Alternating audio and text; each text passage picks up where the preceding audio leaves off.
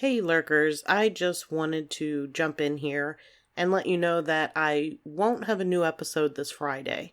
I am coming down with whatever creepy crud my husband has shared with me and just didn't have it in me to get everything finished. So Saturday, I will be releasing the new episode. For today, I am going to share with you an old episode. It actually is episode 2, the Old House Woods, which that area is kind of near and dear to my heart because I've done quite a bit of investigating down there and it's had a haunted history for like 200 years. It's also not as well known in widespread paranormal circles, I guess you could say. Without further ado, here is the re-release of Old House Woods episode 2. This was back when I had a co-host, and we will be back with a new episode on Saturday, which actually ties into the Old House Woods. The episode on Saturday will be about ghost ships, and I'm not talking about abandoned ones, I'm talking about ships that are ghosts. So that's coming up Saturday. That'll be episode 81. I hope everybody has a safe and happy new year, and I hope everybody is staying healthy.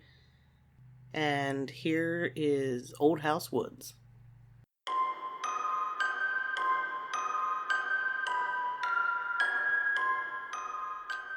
I fear not the dark itself, but what may lurk within it. Welcome to Lurk, bringing you creepy, strange, and bone-chilling stories, with your hosts, Tim Harrison and Jamie Jackson.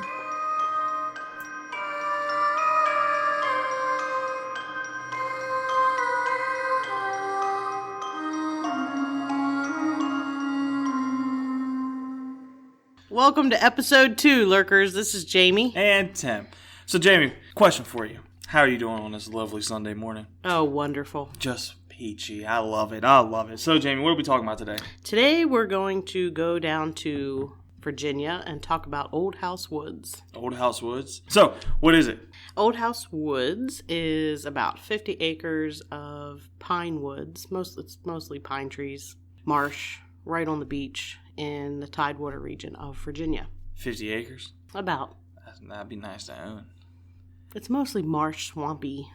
I mean, there's some nice waterfront property there. There's some houses that are like $500,000 houses near there, but... No, you just got $500,000 houses just chilling around. Yeah, in a haunted area that's been haunted for a couple hundred years. Oh, sounds fine. Sounds reasonable. Sounds great. Totally. Let's go buy a house there. Sure. I'm game. All right, here we go. So, Old House Woods is located in Matthews County, Virginia, which, like I said, is the Tidewater area, right on the Chesapeake Bay. And stories have been passed down through the generations for centuries, like I mentioned. It's 50 acres, give or take, mostly pine trees, marshland. There's a beach. It's actually the area where the public access beach is located. So, very nice area. It's very pretty. It's contained within the area between Whites Creek and the Chesapeake Bay. And I have a map here for Tim to look at, and I'm going to share that on the show notes. So, where is it located at on here? Here's Whites Creek. Here's the bay. So it's in this area here. Down here is the public beach. So it's this area right in here. So we're going to have to talk real fast. A little off topic. You call that a creek? Yes. So... that's like a river. Yeah. In Virginia, we don't call streams creeks. A creek to some people would be a small body of water. A creek in this area is a larger body of water, what some people might consider a river. So we're talking a large body of water. That's massive. I wouldn't say massive. That's massive. Okay, it's massive. It's massive to Tim's standards. It's normal for me, but... I got a creek out back behind my house. It's like, very tiny. That's a stream. If that's a stream, we're going to have a conversation then. But, all right, so this here creek... is a creek. Correct. It's not a crick. Correct, creek. No. All the same difference. So, continue, Jay. I can't go around big it is. Like, I'm just saying. Like, size doesn't always matter, Tim. Oh, Jamie. Family show. Just saying. So it's contained between Whites Creek and the Chesapeake Bay. And I just do want to point out that it's this coastline. This map shows the way it is now. Back years ago, even a few years ago, the coastline changes quite a bit. You have erosion, storms, sands shift with the currents. So things change. And the mouth of Whites Creek was supposed to be more open to the bay. Mm-hmm. I just want to point that out, that anybody looking at the map, it probably was different back when some of the stories that we were going to bring up happened. And this area basically has almost everything paranormal, in my opinion, except aliens and UFOs. I think that's the only thing it's missing. I literally think that's the only thing. Pretty much. We have pirates, we have treasure, we have ghosts, ghost ships, animals. There's even a little true crime in the area. I'm only going to touch upon that. I'm not going to go deep into that. I think there's even a cryptid in here. I think one of the ghosts that's mentioned could actually be classified as a cryptid. Really? Yeah, I think in some of my further research, and okay, I happen to be listening to another podcast, and who is it? I don't remember which one. I've listened to quite a few lately, but okay. I do think it's possible that I remember what it was. What was I'm sorry. I'm old, and it was a brain fart moment. I remember now. It was a YouTube video about British cryptids. That's where it came up. Really? Yes. A friend of mine suggested I watch it. So seriously? Get some ideas for future episodes. Okay. Mm-hmm. Okay. I like it. Anyway, moving on. The area, it's called Old House Woods because of an old house in the woods. I remember when we talked about this prior, I kept messing it up. I was saying house in the woods or something. I was always messing it up. I just. So there was a house that from like the late 1700s. I've seen it listed as the Fanny Knight House or the Franny Knight House. Okay. So either one. And it was located kind of in the middle of the woods. It was abandoned, in disrepair. It was reported to be haunted, though I don't have any specific stories about that house. It was haunted. That's all that you need to know. But apparently the house set itself on fire and then put itself out. And then this is just legend. We're talking a long time ago. I'm not talking like 20 years ago. I'm talking like late 1700s, 1800s. This story comes from. So, okay. And then eventually after that, it set itself on fire and it burned down to the ground to the foundation. So it set itself on fire, mm-hmm. cut itself out, mm-hmm. set itself back on fire, yeah, then all the way down. And then ground. decided that was it, and it burned. Oh. And since then, there was only a stone foundation left, and since then, the woods have kind of started reclaiming that. Mother Nature took back over. Yeah. So that's where the woods gets its name.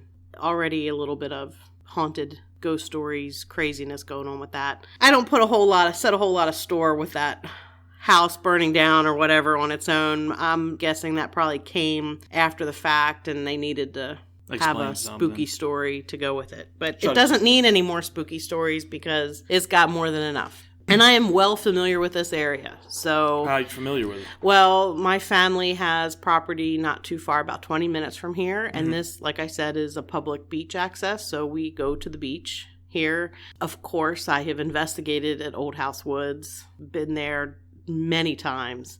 I do have some EVP and photos. There's a pretty good photo. We'll talk about it later. Okay. Tim's already looking at stuff, digging in my papers. It's creepy. Your 10,000 papers. And so I'm very familiar with it. It is a very creepy place. I will say that. It's very haunted. Yeah, from what I was reading, it's you gave me a book. What was the book called again? The book is Ghosts of Virginia by, I believe it's L.B. Taylor. And I'll put this out there, reading that does not make me want to go down anywhere close to this area. Yeah, he's a pretty good author. There are many, many volumes of The Ghosts of Virginia. I'll put a link to that. I think it's in the first book that he published, but he has many. They're pretty good. So shockingly, that's where I first learned about Old House Woods. Remember that book? By that book. I did not know about it growing up, which is a little strange that I would be that close to it and not know about it. But it's weird the fact that, you can live so close to something or be so close to something and just not even know it. Yeah, I don't think it's talked about a whole lot today like it used to be. I mean, it used to be in the newspapers, which is also where I got some of the information. What is that? A newspaper. Well, Tim, let me tell you, back in the day, we actually got newspapers delivered to us. What do you mean it's not on this 6-inch phone? Not, well, it's on your phone now because that's where I looked it up. Well, that's newspaper to me. Mm-hmm. Yes. So I do want to say that I did some of the research. A 1926 article in the Baltimore Sun and a 1950 article, I believe in the Richmond Times Dispatch, I think it is, through a website online. Actually, it was a big enough deal that it actually had many write-ups in large newspapers. You're setting a pretty good premise here. Yeah. You're laying down some good foundation. I am. I'm going to deliver. First story we'll talk about. So in the 17th century, which is the 1600s, there was a crew of a pirate ship that came ashore and buried their treasure. They returned to sea and they died in a storm. On dark nights, people in the area see mysterious figures digging in the woods by the light of what they say looks like tin lanterns. And most believe these to be the ghosts of the dead pirates returning for their gold. So I want to take a moment here and I'm going to define two different types of hauntings. Okay. You have your intelligent haunting and your residual haunting. An intelligent haunting is where the ghost or apparition is aware of your presence and they interact with you. So it kind of has like a mind of its own. It knows what's happening. Yes, it has intelligent thought, so to speak. Okay. That's where the intelligent part of the haunting comes from. Okay. It can see you, knows you're there, and interacts with you. Hopefully one of them don't see me. They look at me and they be like, golly, this fella. And then a residual haunting would be more of a film strip, which I don't know if, do you know what I'm talking about? I know what it Okay, it just keeps replaying over and over it and would over be, again. It's an imprint. It's like a scene in history. I don't know. To kind of explain something real fast, Jamie looked at me and film stripped him. Like, her face was like, we on the same page, right? I'm just making sure. I appreciate it, though, Jamie. Thank you. I mean, when I was in school, we had film strips. When I You don't have film strips anymore. In my tiny little school I went to Brunswick High School. Mm-hmm. Okay, I'm going to put it out there, okay? We were lucky if some of the stuff worked in our school, okay? I just had to check.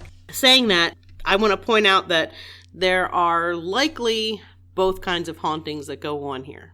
Okay. So I don't mean to jump around here for a minute. So, go ahead. I'm sorry, I didn't mean to cut you off, No. but I'll be honest with you, kind of how the stories were, at least when I was reading, it is a lot of jump back and forth. So it's not like you're trying to mislead us or try to tell. It's literally, this is how it's laid out.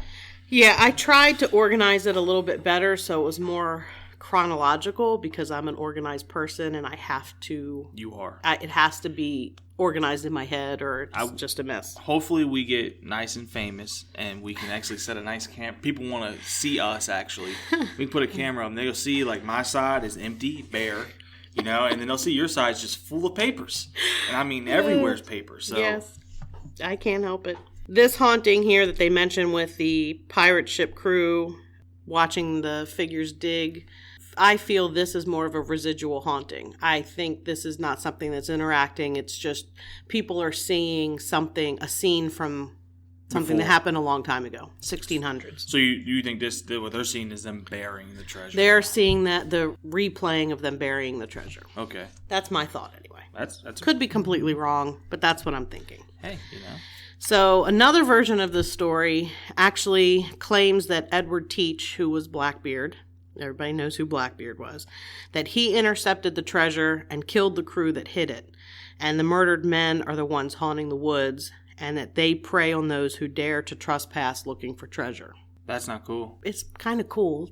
Oh, yeah? It's pirates. It's Blackbeard. Oh, yeah? I mean, not that I don't want to, like, glorify people who, murdered and plundered, but pirates are kind of cool, I'm just saying. I think they're cool, too, with their scurvy and all that they got going on over there. So, I do want to point out that there were pirates in the Chesapeake Bay. Okay. That's not a stretch to think that they were there. And I knew that. I'm not saying you didn't, but some people... wonder. So there actually were quite a few lesser-known pirates in the Chesapeake Bay. Some lived like on Kent Island, which is up in the Maryland side of the bay. Okay. One actually lived there. In Maryland? Yeah. Blackbeard was in the area. Captain Kidd, and I actually found an article in the 1939 Richmond Dispatch News that he was rumored to have buried treasure there at the mouth of White's Creek, which probably not the exact mouth of the creek now, because like I said, things change. And it also made a brief mention of a headless woman's ghost. Oh! That's the first time I've ever heard that story. Did not go into detail, unfortunately. I do not have any other story about a headless woman's ghost. I'm out. I'm gone. But I do want to throw that. I did want to put that in there. So we're going to be talking about all kinds of stuff. So I'm hopping in my paddle boat and I'm paddling. I'm gone. You got Blackbeard. You got possibly Captain Kidd. Ghost, kind of. Who knows? But they were in the area. They were known to be in the area. Other pirates are known to be in the area. So these stories are not a stretch of the imagination. There is historical fact that pirates were here. And this area probably was not very, well, I know it wasn't very populated.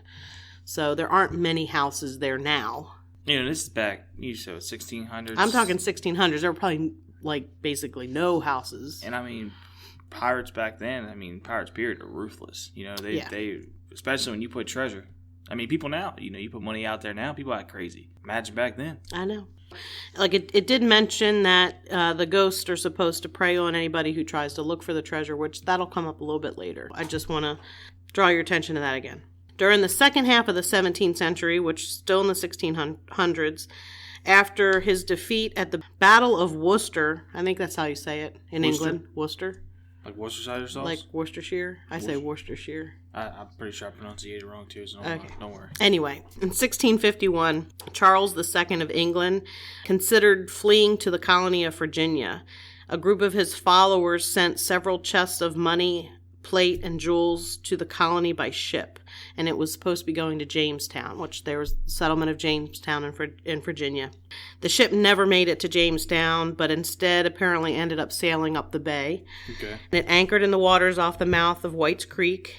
The treasure was offloaded, but before it could safely be hidden, they were attacked by a band of outlaws. I just say band of outlaws because some say it was a group of renegade indentured servants, and some say it was just like a band of bad guys. Sounds, either one's not a great time to run into. Yeah, either one, I would say. Pretty desperate. And that they took part of the loot and planned to come back for the rest, but they perished in a storm when their ship capsized and sank. These storms are pretty vicious out in that area. Well, yeah, you have nor'easters come up. They're pretty nasty. That's part of the reason why the land changes there. I've seen a channel cut in there. Well, a little bit further down, there's another beach you could walk to from this area.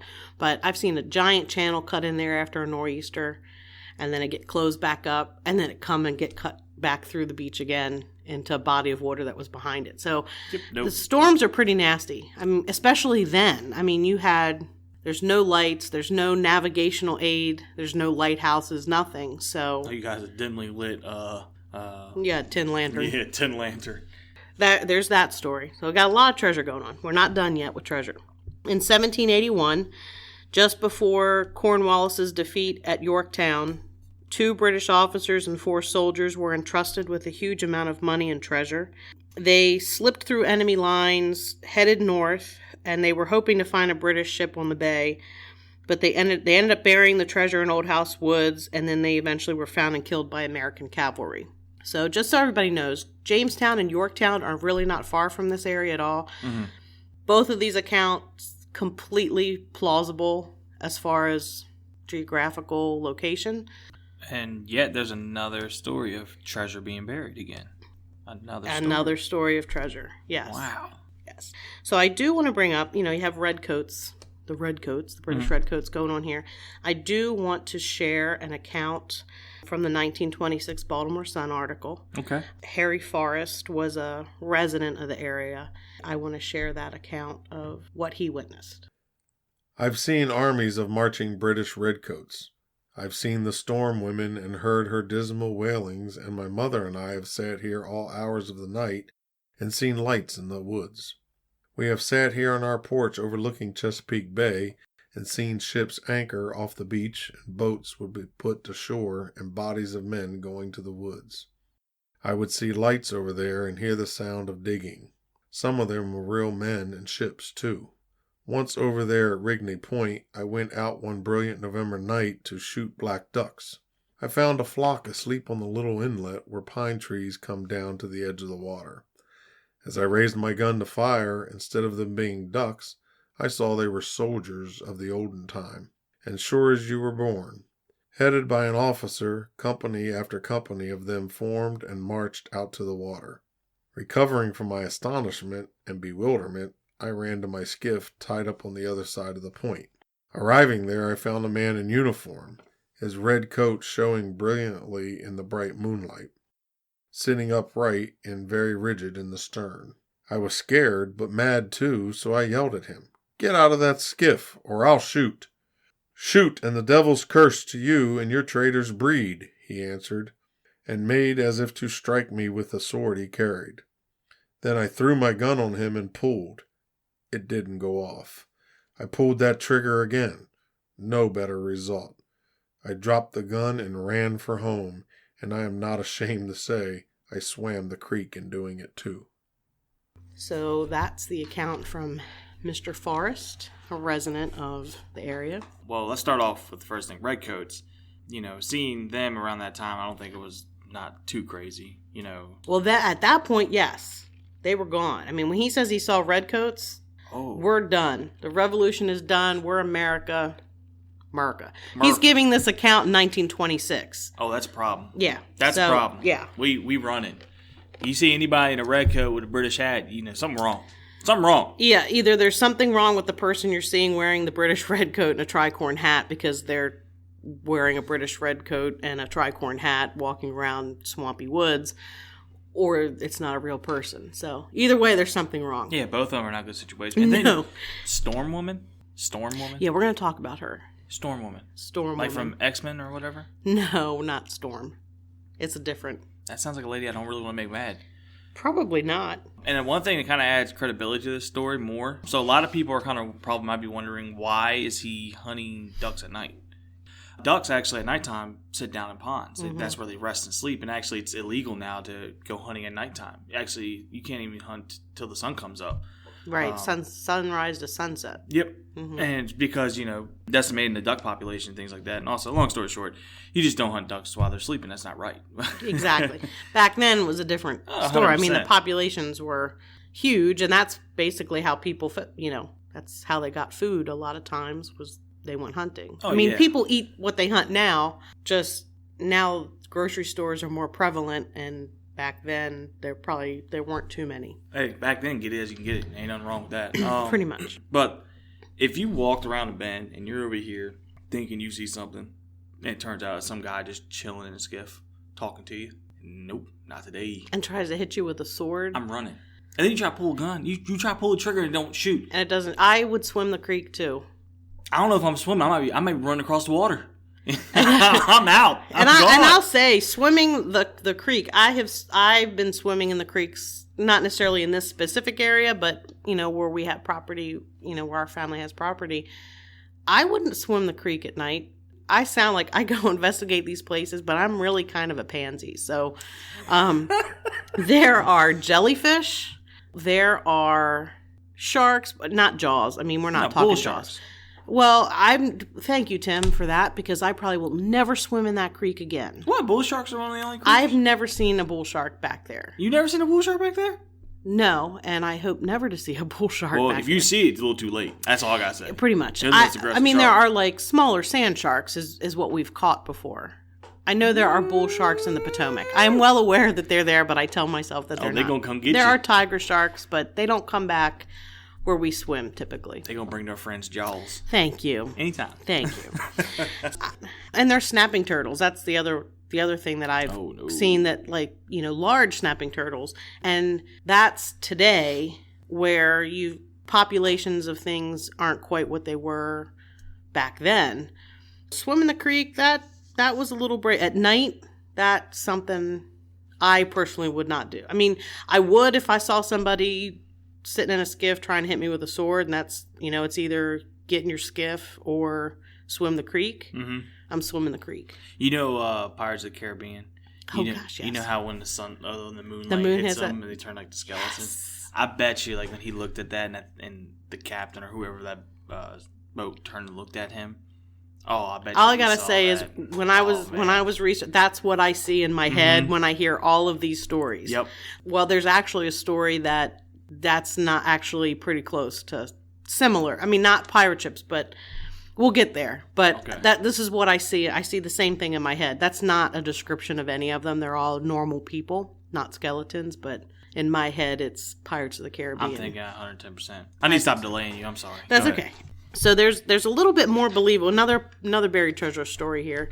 It's a little bit more feasible to some people that it might actually be true. But like I said, everything else I mentioned, there is some historical fact to back up that it could possibly have happened. During the Civil War, a lot of Union forces came down into the area, and they raided houses all the time. In fact, my family, my great-great-great-grandmother, was attacked at her house, and that's why her husband, my 3 times great-grandfather, moved her to Maryland, where he was actually in the Union Navy, and he moved her closer to where he was stationed because of that. So, again, historical fact, this did happen in the area. That's rough.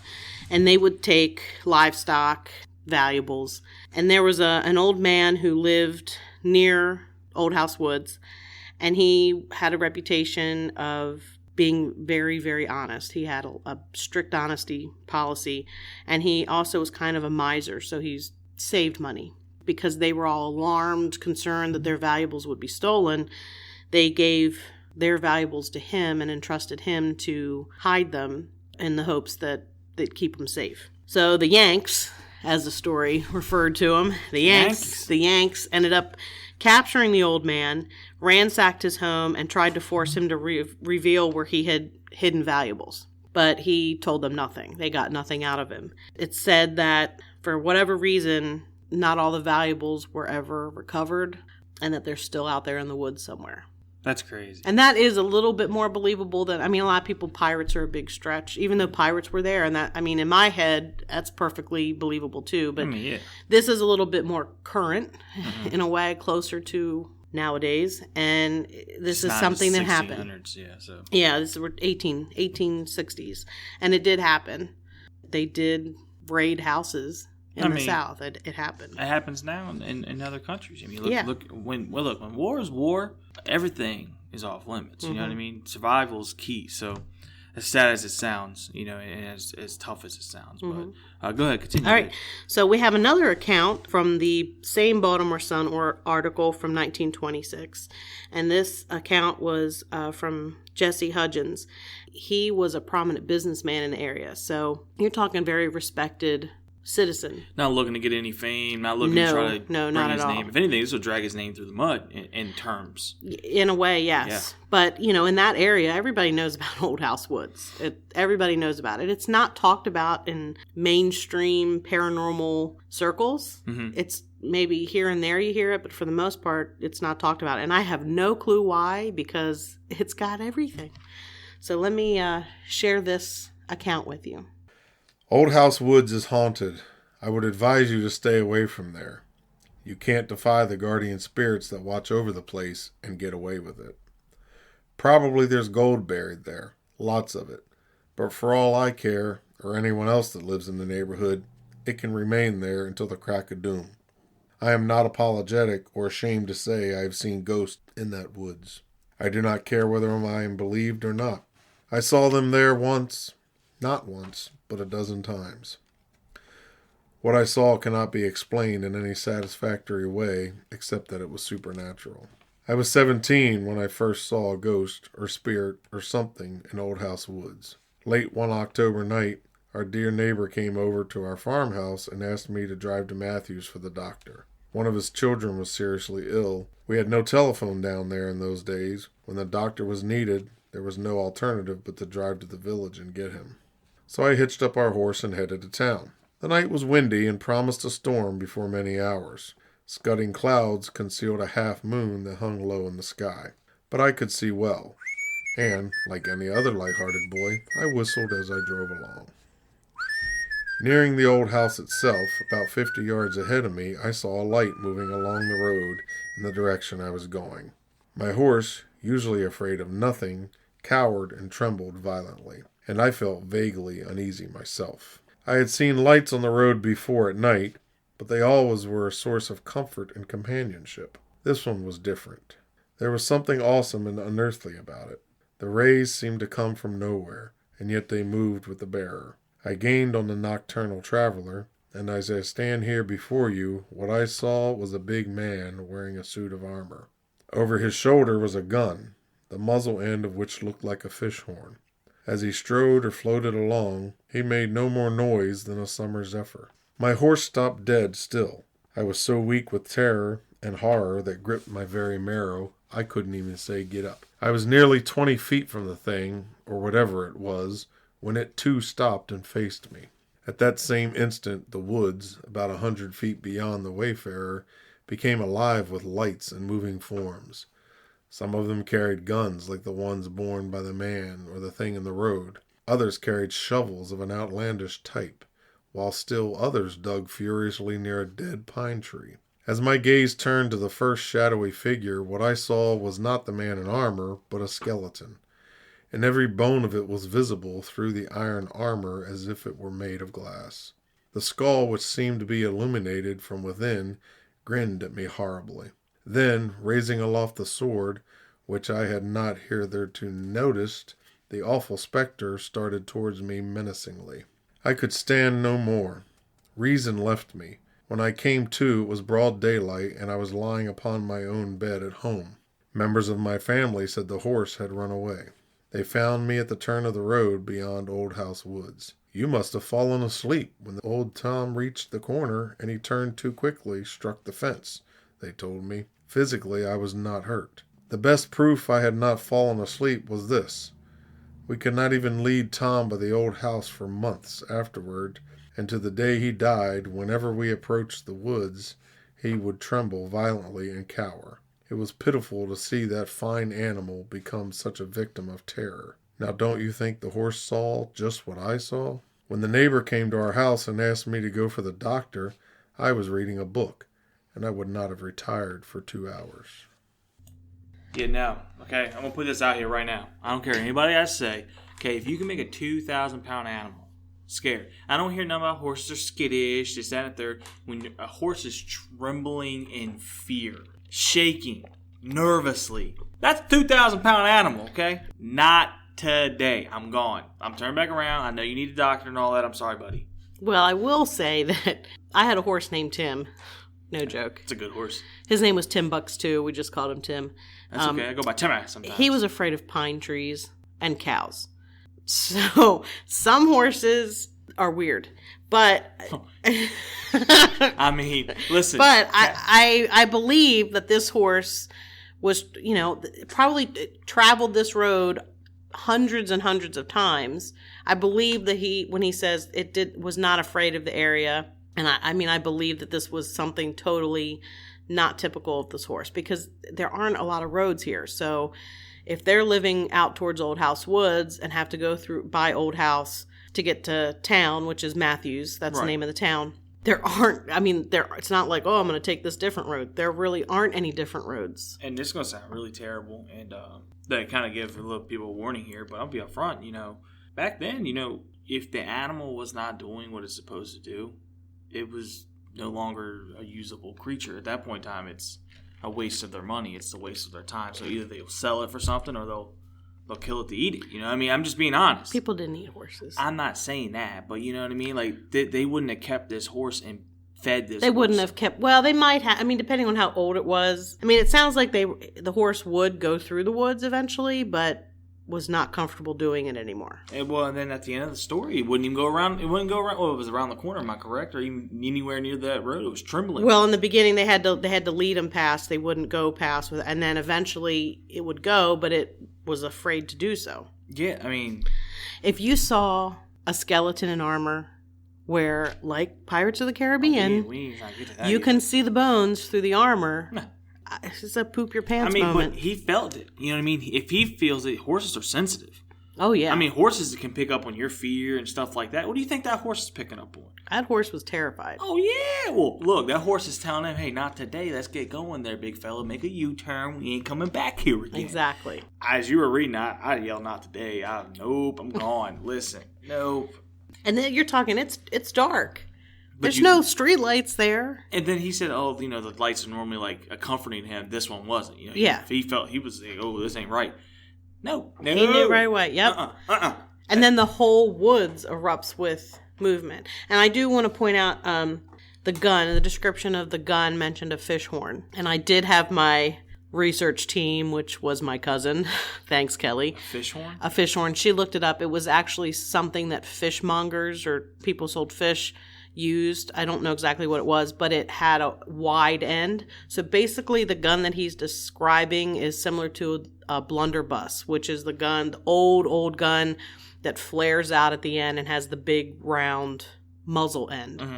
So I just want to point old. It fits the armor and this time was period. 1926, am I correct? That he told the story. Yeah, he told the story. Yeah, it happened prior to that, when he was 17. So he was an adult when he was telling the story in 1926. So you're probably talking 1880 to 1920 probably. Early 1900s, late 1800s, early 1900s. I don't know how old he was when he gave this account, so I'm not 100% sure, but... You don't think that gun would be in use during that time, do you? I don't think it would be. What, the gun? Oh, gosh, no. So, clearly, you know, it's a gun that he puts. It would have been a collectible at that point. Yeah. So, I've never seen one. I've only seen them in photos. I've never actually seen one in person. But not only did this thing in suit of armor have it, but he also mentioned that when the woods lit up, there were people with similar guns. So you've got more than one thing with the gun, weird shovels, and then some of them were digging. So you could say, sure, somebody's pranking him, and one person has that gun. A lot of dedication. That's a lot of people, a lot of dedication to try to prank somebody. And you're not going to find more than one of those guns, I would think, at that time period. It's not like everybody has them. He said large. Like, he said it was, like, the dude was big. Mm-hmm. The guy that he saw was a big guy. Mm-hmm. No. It was a skeleton. Yeah, but no. Yeah. No. I know. A large skeleton, huh? Yes. Listen, you tell, what's that thing of Nightmare Before Christmas or whatever? Jack Skellington? Yeah. You tell him he can go take a hike. We gone. I mean, Jack Skellington is not scary, Tim. No, but he's tall and skinny, okay? So this isn't the only account of suit of armor skeleton guy. I'm just trying to figure this out, like, because, you know, everybody out there, you always got to play like that double sword, right? You got to be that devil's advocate. What did they say that, you know, this guy that magically needed a doctor, you know, and he took the time to actually play this out? You know how much dedication it would take for them not to, like, geek and laugh, or how much, like, stuff, makeup or whatever would have to go to make them look like real skeletons. I mean, you're talking early 1900s. And none of that's around. At the earliest. I mean, like, based on the time frame, you're talking early 1900s that this happened, this account happened. Back then, that you just had to go into town to get the doctor.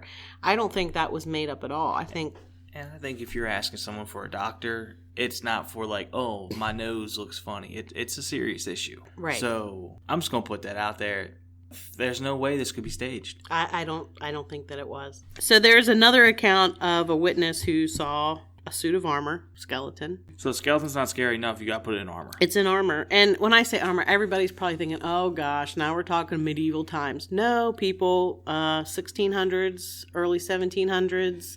There were some pirates who wore kind of like the Spanish conquistador metal helmet. I don't think they're talking like suit of armor, like Rowan, medieval like suit of armor. I'm thinking more 1600 suit of armor is what I'm talking The about. raiding ships. Come on now. They grab what they can grab. Yes, so I want to throw that out there. There was a Richmond, Virginia youth who had tire trouble. So we're talking age of cars at this point. Henry Ford, baby. He had tire trouble near Old House Woods. It was late at night, and he was kneeling down to change his tire when he heard a voice behind him ask, "Is this the King's Highway? I've lost my ship." And when he turned to look at the person speaking to him, he saw a skeleton in armor standing within a few feet of him. So the guy ran screaming. Why turn? Why? Why? So you're telling me right now you're changing a tire, someone asked you that? Late at night. Yeah. So the kid ran screaming, and he left his car until the next day. So he didn't come back for his car until the next day. Yeah, that car. Pretty much. Yeah. That poop in your pants, diarrhea down the street, you're gone. Look, there ain't no way. Jamie, there ain't no way. And here's the thing. He didn't hear him walk up behind him. Right. There's no clinging of the metal. There's no nothing. Wait till you hear one of my stories. That's all I'm going to say. I'm going to foreshadow a little bit and tell you, wait till you hear something that happened. I don't like this, Jamie. Something that happened to us. I'm getting cold chills over here. I did not see a skeleton in armor, so I'm just throwing that out there. I don't want people to think, oh my gosh, she saw it. I didn't. Okay. But you didn't see Jack. You just got to remember the skeleton in armor story and you asking about clanging metal, whatever. I'm going to tell my story. Oh, okay. When I tell it. I'm going to save that for a little later. All right. So basically we're saying is Tim, shut up. No, I'm just...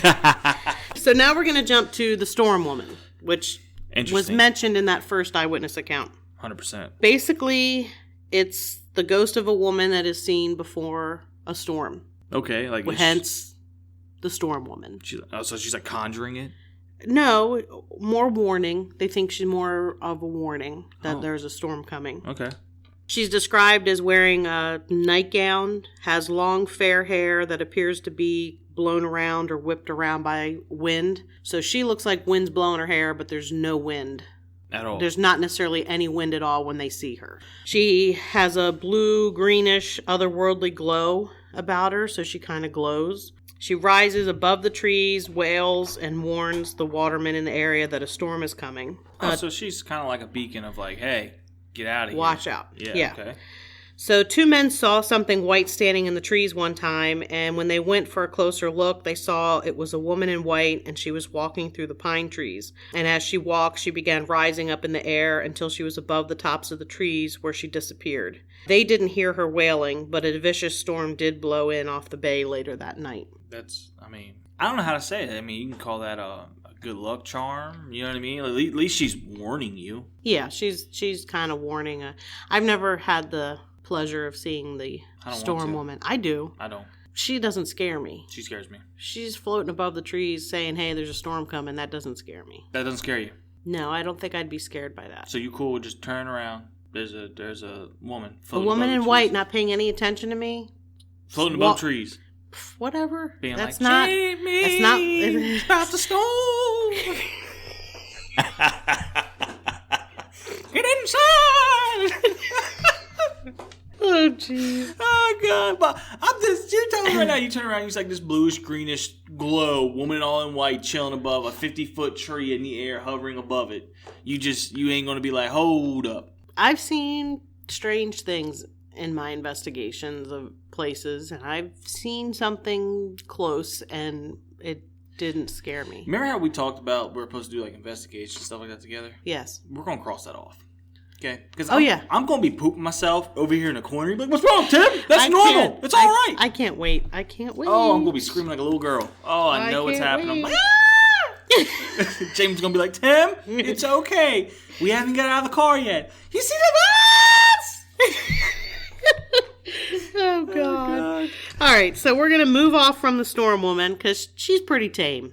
It's actually kind of cool. Yeah, I mean, she's not doing anything mean or malicious. She's just trying to warn people. We're going to talk about some ghost ships. Oh, hell no. Yeah, the ghost ships. And why? Because this place has everything, like I said, except UFOs and aliens. Jack Sparrow can keep his ship, all right? Nobody wants his I like Jack Sparrow. If he showed up, I'd share some rum with Jack Sparrow. You better be careful because he might drink the whole thing, give you like a little drop, and then like somehow sweet talk you to buy more rum. I'd get him more rum. That man got a silver tongue. That's I'm not even going to touch that. All right, so ghost ships. They've been seen many times, sometimes from afar, so off in the distance, and sometimes pretty up close and personal. We're going to hear about an account of somebody who witnessed one pretty up close and personal. So the feeling they probably got. This is another account from the 1926 Baltimore Sun article. This was a really big article in the Baltimore Sun. People freak out when they see ghosts. Like, imagine seeing an entire ship. This is probably one of my favorite accounts. I mean, the ghost skeleton, that's a pretty good story, but this is probably my favorite eyewitness account of the 3 that we're sharing in this episode. Now I'm eager to hear it. Yeah, this is one of my favorites. One stormy night, I was fishing off of the mouth of White's Creek well out in the bay. As the flood tide would not set for some time, I concluded to get the good fishing and come home with the early moon. It must have been after midnight when, as I turned to bait up a line in the stern of my boat, I saw a full-rigged ship in the bay standing pretty well in. I was quite surprised, I tell you. Full-rigged ships were mighty scarce back then. Besides that, I knew she was in for it if she kept that course. On the ship came, with lights at every masthead and spar, I was plumb scared. They'll run me down and sink me, I thought. I shouted to the sailors leaning over her rails forward, but they paid no heed to me. Just as I thought she would strike me, the helmsman put her hard aport, and it passed so close that I was almost swamped by the wash. She was a beautiful ship, but different from any I had ever seen. There are no ships like her on any ocean. She made no noise at all when it had gone by. The most beautiful harp and organ music I ever heard came back to me. The ship sailed right up the beach and never stopped, but it kept right on over the sandy beach. She swept floating through the air and up the bay shore road, her keel about 20 feet from the ground. I could still hear the music, but I was scared out of my wits. I knew it was not a real ship. It was a ghost ship. Well, sir, I pulled up my anchor and started home up the White's Creek. I could see that ship hanging over Old House Woods just as though she were anchored in the sea. And running down through the woods was a rope ladder lined with forms of men carrying tools and other contraptions. When I got home, my wife was up but had no supper for me. Instead, she and the children were praying. I knew what was the matter. Without uttering a word, she pointed to the Old House Woods, a look of terror on her face. She and the children had seen the ship standing over that woods. I didn't need to ask her. I began to pray too.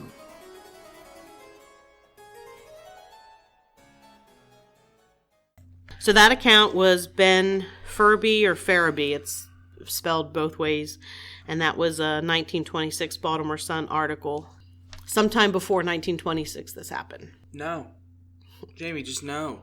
No. Like, no. Okay, just... Now this would scare me. This, mostly because you're kind of vulnerable in a boat on the bay. It's dark. I'm uncomfortable being on a boat on smaller bodies of water late at night because it's dark. If I'm out there fishing by myself and a big old ship nearly swamps me, I mean, it's real enough that he says he almost gets swamped, so capsized from the wake of the ship, basically, is what he's saying. The wash. He's wake of the ship going by almost swamps his boat. So it's real enough that it's creating a wake. That's what I don't... So when you're reading the story, now in my head, I was like, well, if it's making a wake, like, it has to be a real boat, right? Then he goes, oh yeah, it just keeps on going. It floats over the sand. Then it goes over the trees. So before we get into Tim's freak out moment here, my question is for you, is this residual or intelligent? This, I would say, is probably residual. Okay, because the water probably is up over where the... Accounts say that it floats above the trees, so that part is weird. But coming up over the beach, chances are, was not there at that time, and the beach was possibly further out. Because like I said, erosion, I mean, you're talking 100 years ago, just the account. Mm-hmm. That's not even when this actually happened. So a little over 100 years ago. It changes all the time. And this is the part that gets me right. It's one thing for one person to see it. He goes home. Hasn't told his wife or his kids yet. Hasn't said anything to him. And probably, in my opinion, he probably won't say nothing to his kids. He'd probably say something to his wife, though, like in secrecy, like in private, like, hey, you won't believe what just happened to me. He comes home and they're praying because they saw it. That's enough. I'm sorry. Again, I don't know what real estate's like. I'm selling. We're digging, bunker, and we're hiding. He actually packed up his family and moved to the city. What a smart... Well, I don't like the city, but what a smart man, though. Like, pack up, get gone. Now, because most people... Granted, most people don't have the luxury of leaving immediately, right? But golly, like, that's enough. That's enough. You're not talking, you're not talking a woman. You're talking a ship. And then he said he saw people leaning over, like, the sides of it. Yep, there was a crew on the ship, manning the ship. And he even mentions, when he saw this, a full-rigged ship is basically what you would imagine a pirate ship. So several masts, lots of sails, it's a wooden ship. The detail he saw, too. He said it was pretty. Yeah, I mean, the detail, and he knows there aren't ships like that during his time, his lifetime. There were no ships like that out there. It's not like he's been drinking too much. Yeah. See. Oh, man. And he's imagining something real, and he's adding stuff to it. I mean, this type of ship was not even common at this point in time, and he knows. I mean, he's a waterman, he's a fisherman, he's on the water, he's familiar with what's there, and he knows it's not something he should be seeing. No, and you know what's crazy too? The one thing I would really would love to be actually like sitting on the interview when they're like him giving the story was like, well, what did your wife see? Like, if his wife could recount just even 50% of what he saw, like, come on. I mean... She probably didn't see quite the detail. Oh, because it's but she saw it over the woods. And that's why I like this account, is that he's telling his story. But then, I mean, granted, it's according to him, but his wife and children saw the exact same thing at the same time from a different viewpoint. That's crazy. And he hadn't got home yet. Like, he got home after the fact. Yes. And it was still probably floating there. I mean, that's probably why she was there praying. He probably wasn't too far from home. Whew. If he was out in the bay and he lives down White's Creek, well, it probably took him a little bit to get home, but he probably wasn't too far. He watched that go near his house. Like, he watched it and it was like, oh, I need to get home now. Mm-hmm. Oh, man. There's another account. There was a 14-year-old boy from Matthews, which is the town. The town that's down the way, right? Past Old House Woods. The town, yeah. To get to Old House Woods, you kind of drive through. Now, you come to a stop sign and you go straight. And if you turn right, then you go into, it's called Matthews Courthouse. And that's not the courthouse. I mean, the courthouse is there, but that's what they refer to as downtown. Like, that's the downtown section. That's how they refer to it there. Anytime you're in a courthouse, it's not a good thing unless you're getting married. You go straight. So you kind of like hit the edge of Matthews. Okay. To get to Old House Woods. This is so he's from Matthews, and he was tasked with taking a boat from the yacht club over to, it's a town called Moon, Virginia. He was 14-year-old? Mm-hmm. Yeah. A yacht boat? It didn't say how big the boat was. It was just at the yacht club, but it's not necessarily a yacht. I mean, the yacht club, most of them store all kinds of boats. You know what I was doing at 14? You better not let me drive a boat at 14 years old. Well, I wouldn't let my son drive a boat at 4. I mean, my dad lets him drive the boat when he's standing there, but I wouldn't be like, hey, here's the keys. Go take this over here. So it requires you go up one creek called Stutz Creek to Billups Creek. So it's not super far away. I'm not sure if it's on the map here. I believe this is, so this says United States Postal Service. He's taking it near the Moon, Virginia post office, which this is the new post office. The original one was probably right on the creek. So this is the creek he's coming down. The other creek is like over here. Okay. We're looking at the Google Maps. Yes. I will be posting a link to Google Maps, so you'll be able to kind of... It's probably like right up over here, you said? It's probably down this way, but... Okay. He's taking it around a point or a peninsula. So technically it's not too far. Yeah, it's not that far away. He said it was after sunset. It was kind of foggy out. He's about a half mile from the mouth of the creek, and there was a big sailing ship floating in the marsh that had 2 to 3 masts made of wood, and it was floating in about only a foot of water. but it was floating. And he described it as the kind of ship pirates used.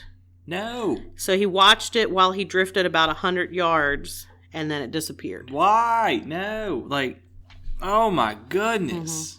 Oh. Yeah.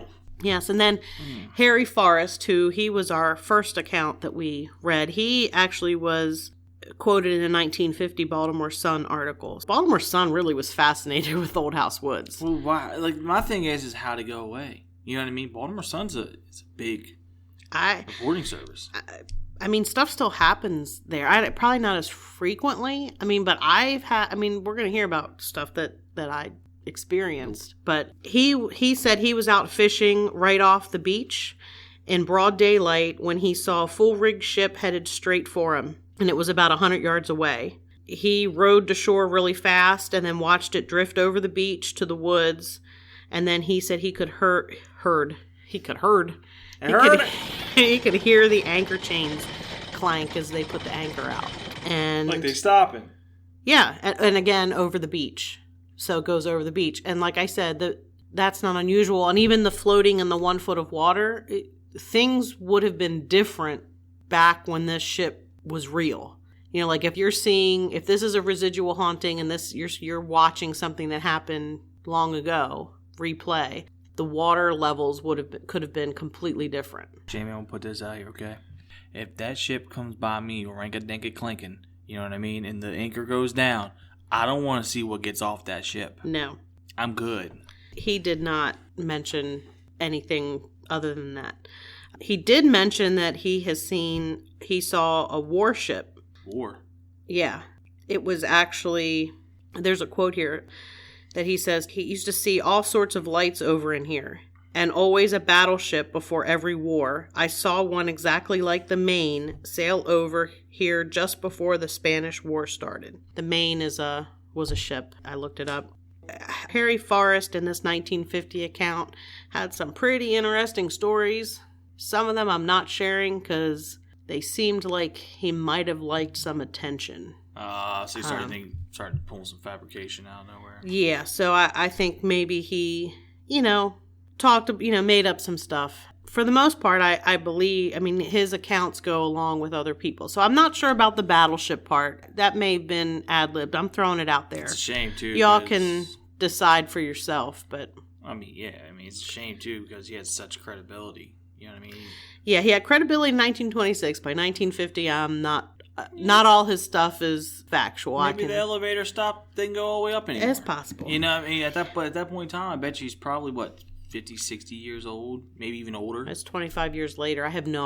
Yes, he was older. There was a photo of him in the article, so he was older. He could be losing it. I don't know. I'm seeing he could be a very nice man. I don't want to... if any family of Harry Forrest is listening, I'm not saying that he was. No. I'm just saying I think he was a storyteller. By the time he got older. I don't want to come off as that guy, and if I do, I'm sorry. But, I just wanted to put it out there. Like, when people get older, their mind tends to slip after seeing stuff like this for a long time. I could be completely wrong, and he could be completely factual, and everything that he saw actually happened. Because that place is creepy. What's that old saying?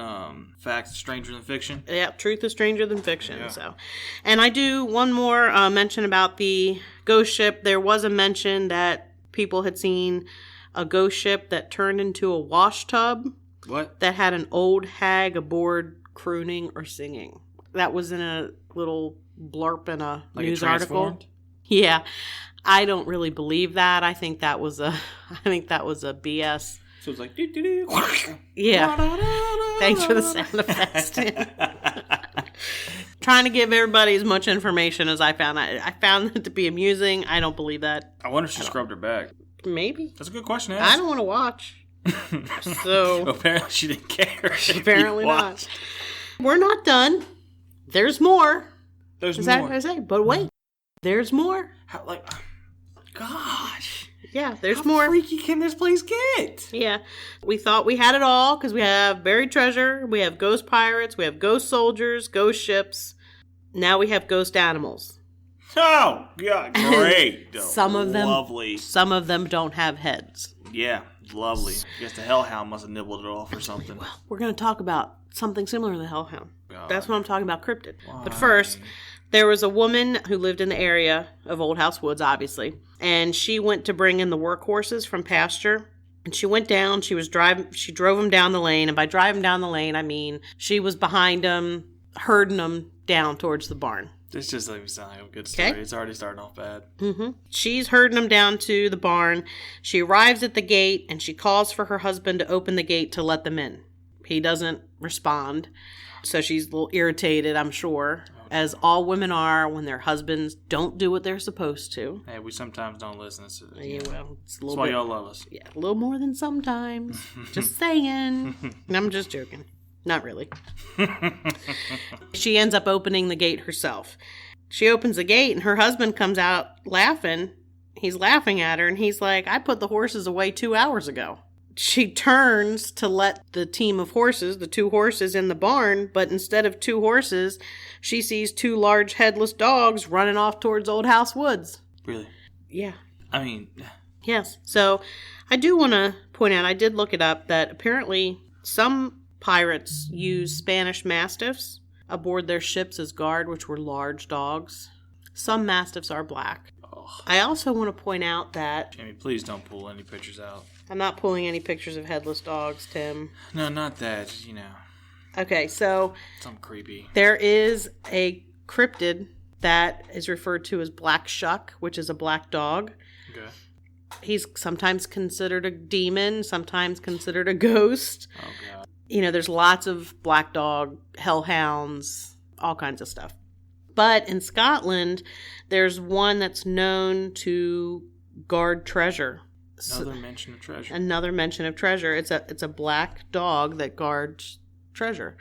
And a lot of times, and this is going to be important in a little bit, they are accompanied by the smell of brimstone or sulfur. Like a demon would be. Yeah. Okay. This was the cryptid I mentioned, that the black dogs that people are seeing, and even sometimes these hellhounds sometimes do show up headless too. So that's part of their story. I don't want to get too involved and go off on a tangent with them, but I do want to throw that out there. Are these ghost dogs, or are these hellhounds that are guarding a treasure? Well, to put it out like this, you're looking... I just looked up a Spanish Mastiff, right? And these dogs, females can range from 28 to 36 inches. And males are 30 to 36 inches. Yeah, Mastiffs are large. They can be like 150 pounds. I used to have a Mastiff mix. So, either way, that's a big freaking dog. That's a big dog. You're seeing something big. Yes. And to kind of put in perspective, what is this table, about 3 feet off the ground? Probably. So you're telling me that dog's come up to here? Yeah. Yeah. Yeah, they're big dogs. Not today. Yeah. Not today. I'm running.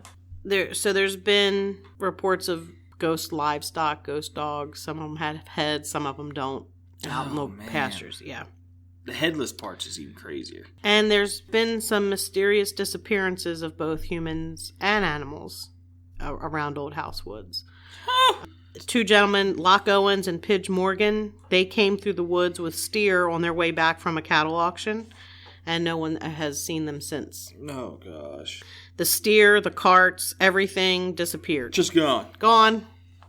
Owens had a small black dog, and the only sign of the group was that they found some hair that they said was from the dog's tail. If y'all could see my face right now, Jamie. I just ignored him. I just moved. I don't drink, but I'm going to have to be drunk before I go there. There is no way. A gentleman by the name of Tom Pipkin, he was a local fisherman, and in 1880 he got a case of gold fever. Okay. You know, we've got a crap ton of gold buried in this marshland. Yeah, why not? With a bunch of other weird going on too. Yes. But let's ignore that part.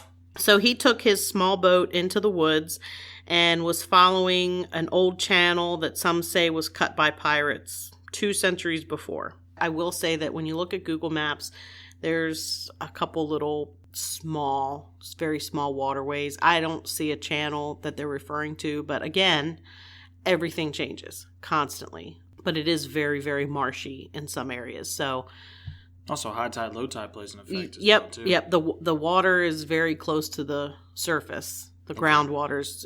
I just want people to think, they walking around in their woods. It's like there's no way there's a channel cut in here. But this area, we're talking marsh, swamp, very wet. You're stepping down, your foot sinks 4 or 5 inches because of the water. Yes. He takes his boat in to go look for some gold. And then several days later, his boat was found floating in the bay, and all it had in it were 2 gold coins and a battered silver cup that was covered with slime and mud. The coins were said to be Roman, and the letters IVVS were visible on the coin. That was all that could be made out because the coins were so old. There was no sign of Tom Pipkin. No one would take his boat. It was gifted to people, and they didn't want it, and it actually rotted away on nearby Gwynn's Island, and he was never found. And what was that dog? Black what? Black Shuck. I mean, aren't they protectors of gold? I mean... They are, but if you remember in the beginning, I said that the ghost of the pirates took vengeance on anybody who tried to look for their treasure. It's basically what it sounds like to me. There is gold out there, yes. clearly. But you ain't going to get it no matter how nifty or crafty you are. Then there were 3 men who were nearly killed by a lightning strike while they were out in the woods looking for treasure. And another man who went seeking the buried gold is said to have lost his daughter to a strange illness soon afterward. And then his life was kind of, they say, cursed, that he just had like bad luck constantly until he died. Mm. And there is another area I do want to throw in. Old Cow Hole is supposed to be kind of the area. It's like it's a kind of like a sinkhole, apparently full of water. I don't know that it's a sinkhole. That's how it's described. It's kind of in the middle of the woods. I've never been to Old Cow Hole because a lot of this property is now privately owned. You can't go off into the woods. Makes sense. Someone bought it. They're like, hey, you know what? You see that hole way out yonder? I want to own that hole right there. Yes. It's described as a bottomless sinkhole. I don't know how truthful that is. A lot of the phenomena seems to happen kind of around that area. And some believe that this is where the pirates buried their treasure. Even though the water is not moving, I mean, it's not big enough really to have waves or anything. Like currents. It kind of has an appearance that it's swirling. Ooh. A lot of people say it's like a vortex. So there's a lot of paranormal stuff attached to water. So I mean. Oh gosh, yeah. I just cheated. And I was looking at your thing. There's EVPs. You're not gonna play EVPs for me, are you? Yep. Why? Remember the last time you did that? Oh my gosh, Jamie. So now we're going to talk about some of the things that I've had happen here at Old House Woods. Jamie. Very, very first trip to Old House Woods, we arrived, we pulled over on the side of the road. We were careful not to fall in the ditch because both sides of the road have large ditches. That's how they're like storm water. Oh, like 3 feet off the ground kind of deal. Yeah, it's a big ditch.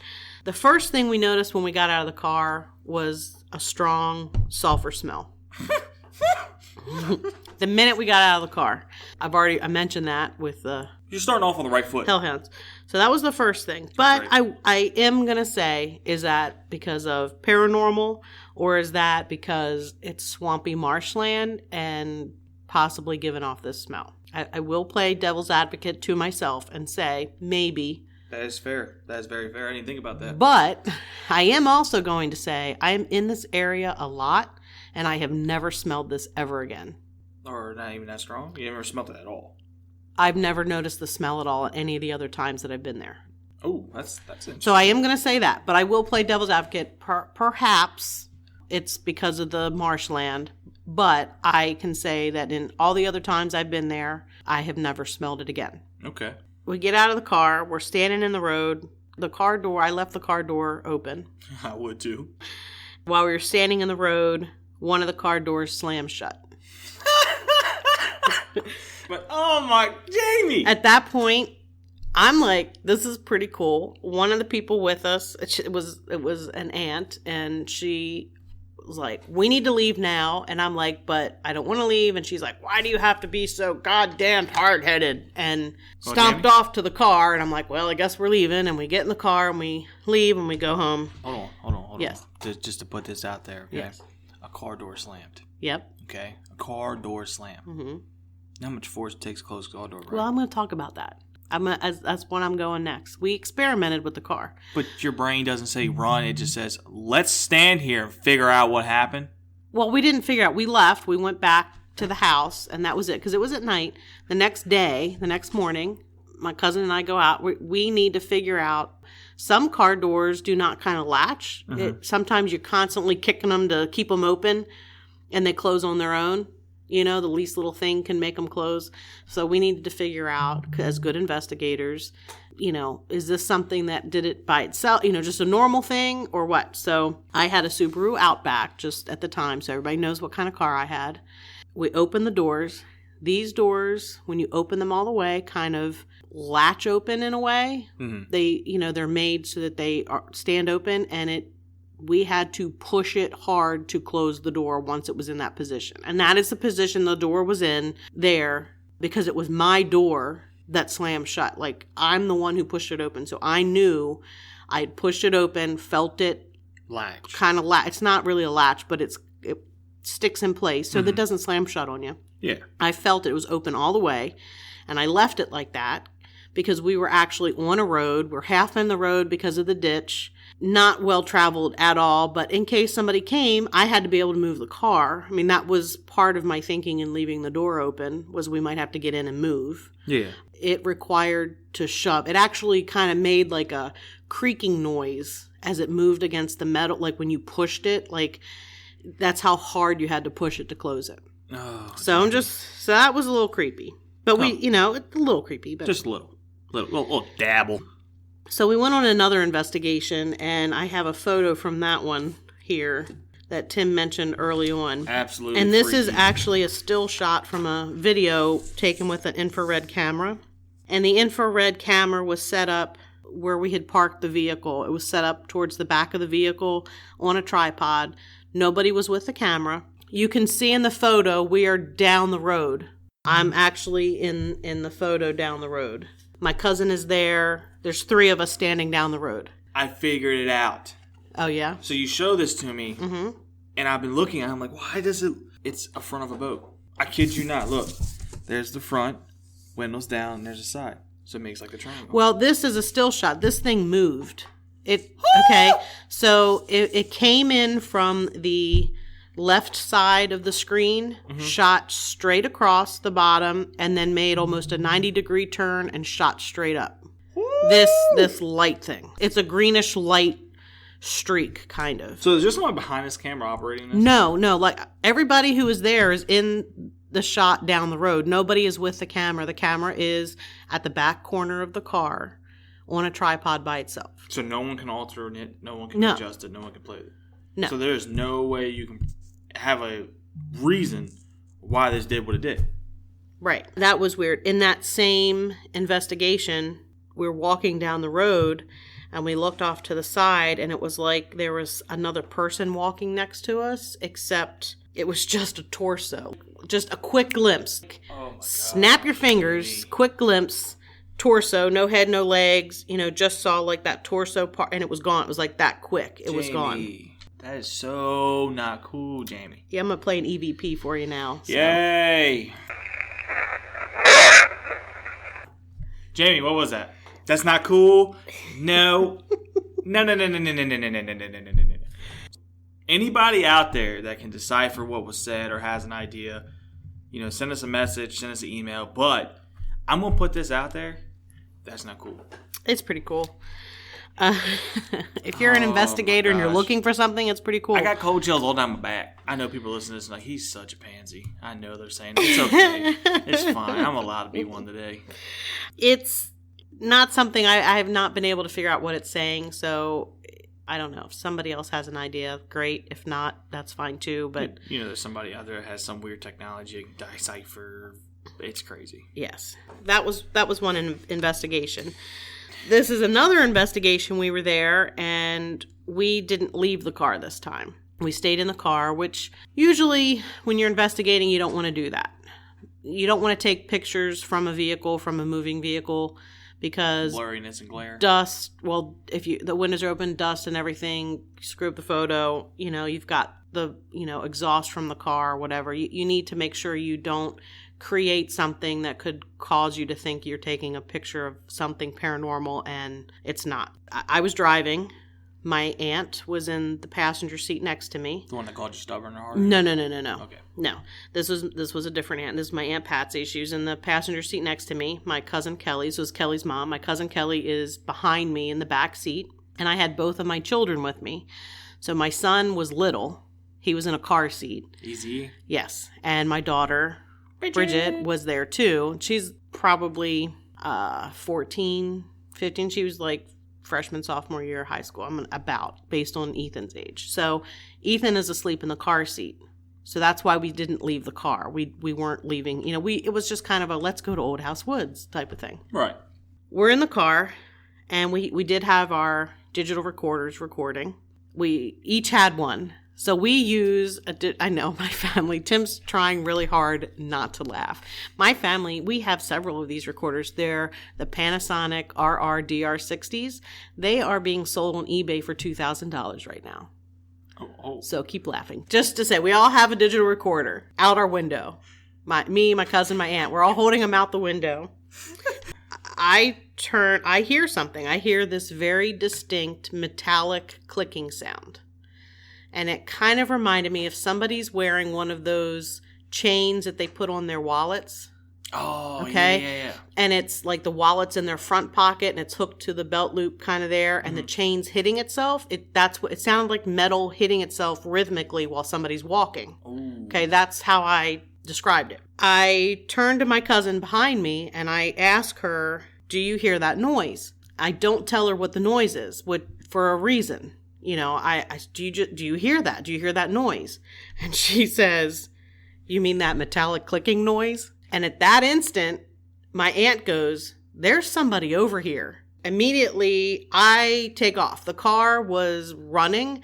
I throw it into drive. I take off. I'm holding all of my recorder in one hand. I've got like an EMF detector in the other hand. I'm driving using the steering wheel, like with the back of my hand. I'm trying to hold all this stuff, and we're like flying down the road to get out of there.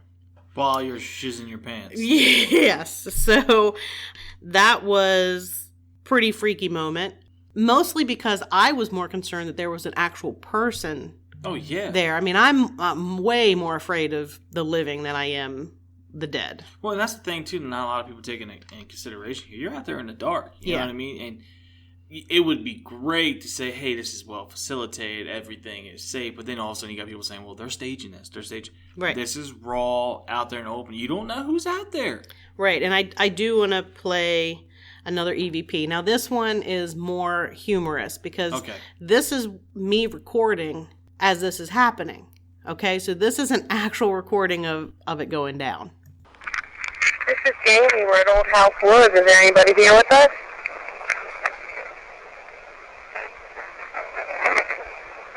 What is that? Any certain noise? Yeah.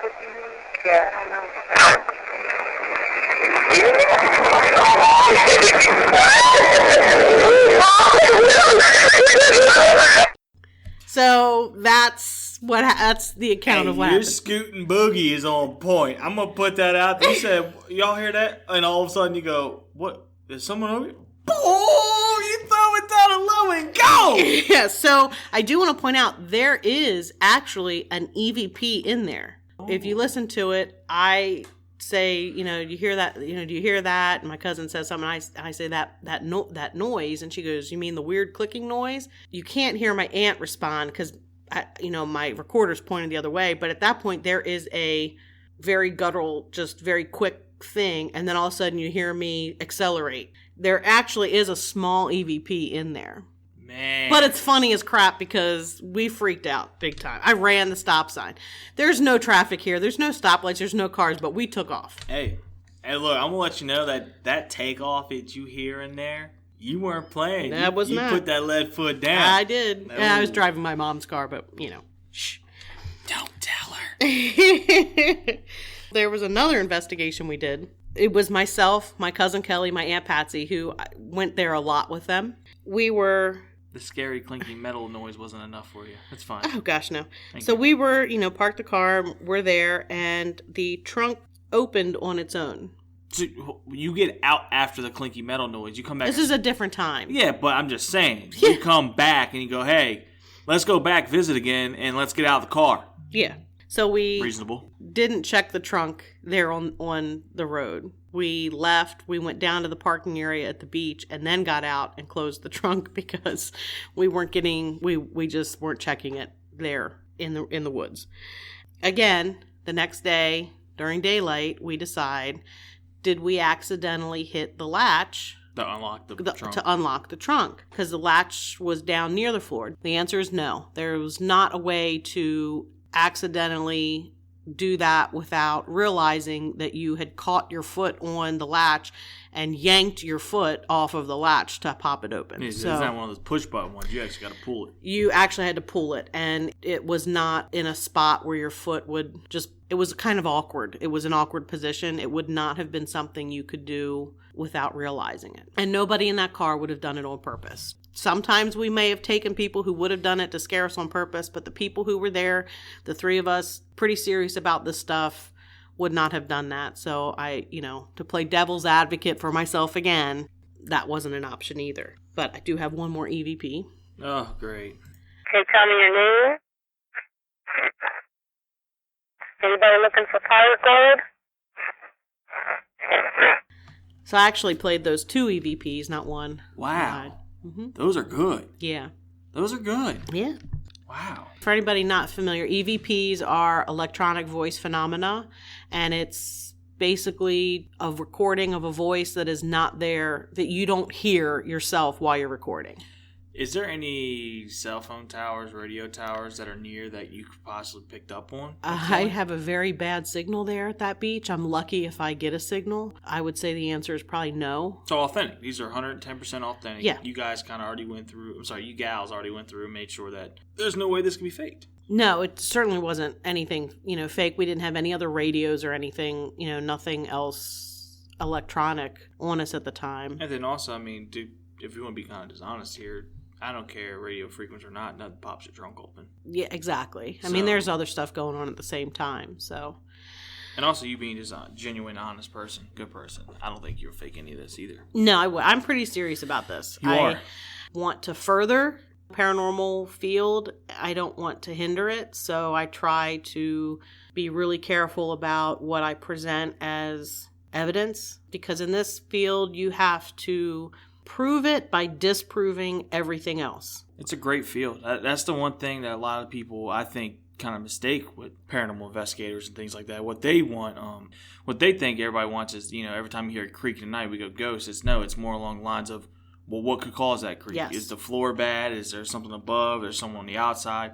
And once you kind of go through a long list and you realize, hey, any investigator that's worth their weight, that can carry themselves, they go, hey, we went through all these checkpoints and nothing sounds like this. Okay, then that gives you, what could make the noise then?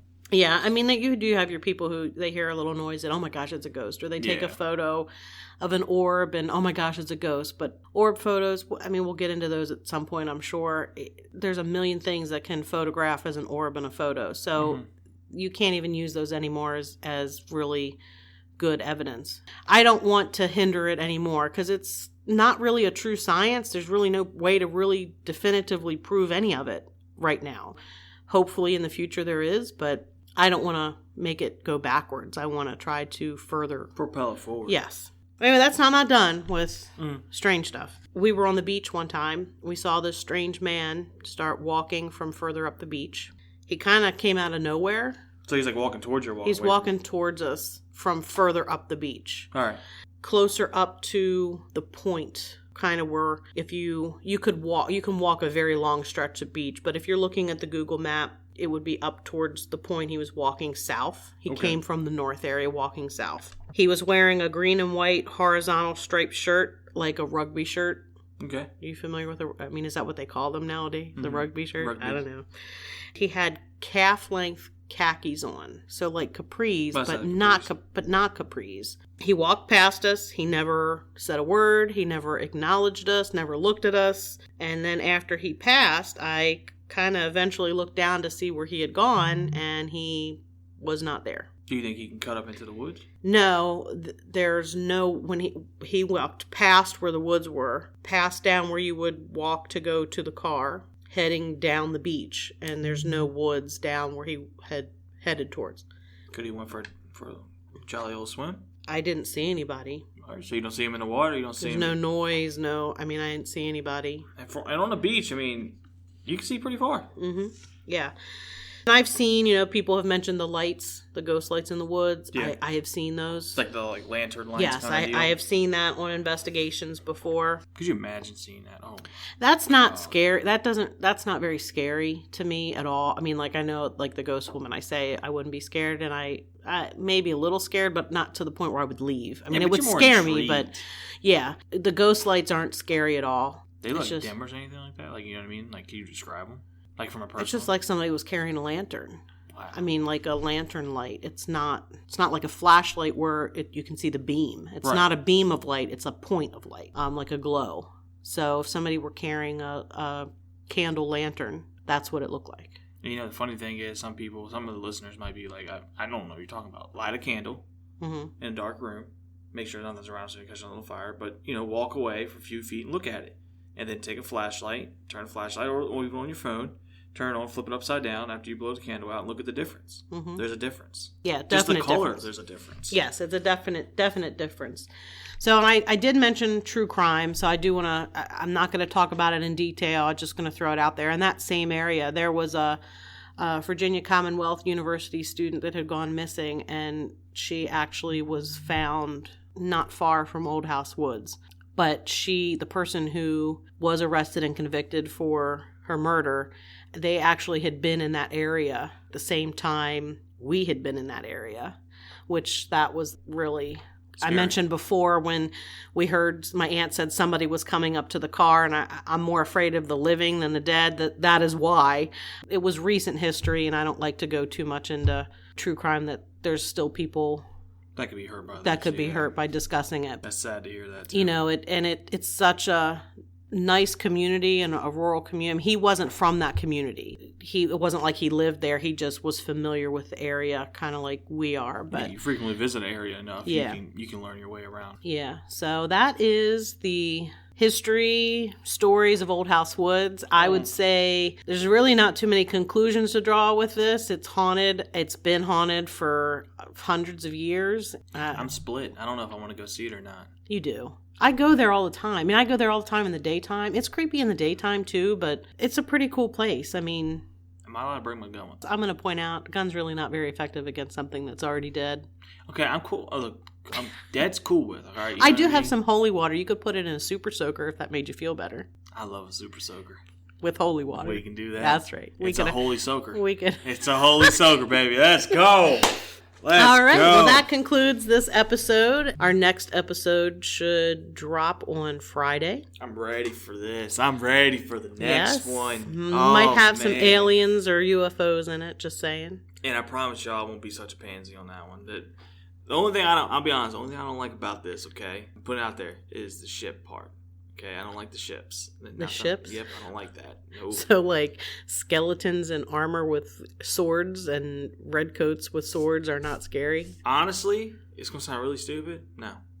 That doesn't bother me too much. The ships do. Because all I'm visiting, like, you know what I mean? Like, it's like over top you and just... Okay, but it's a ghost ship, Tim, so I don't think it could really smush you. Well, we didn't think it would make wakes in the water either. True. Well, I'll give you that. Okay. So, all right. Well, we are done with this episode. And if you like what you hear, please subscribe. And then if you also want to get a little fancy with it, you can come follow us on Instagram at lurk.podcast. Follow us on Facebook at Lurk Podcast. And send us an email at lurkpodcast@yahoo.com. I hope you all have a great rest of your day. All right. We'll see you later.